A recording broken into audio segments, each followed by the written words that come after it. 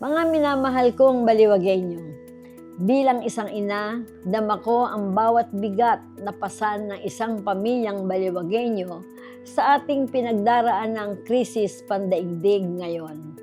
Sa panahon ang presyo ng petrolyo at mga pangunahing bilihin ay patuloy na tumataas, hindi napapanahon na dagdagan pa ang pasaning ito. Kaya malinaw at matatag ang aking paninindigan, hindi muna dapat magtaas ng presyo ng tubig sa baliwag. Ang tubig ay hindi luho. Ito ay pangunahing pangangailangan ng bawat tahanan. Ito ang ginagamit sa pagluluto, sa kalinisan at sa pangangalaga ng ating mga pamilya.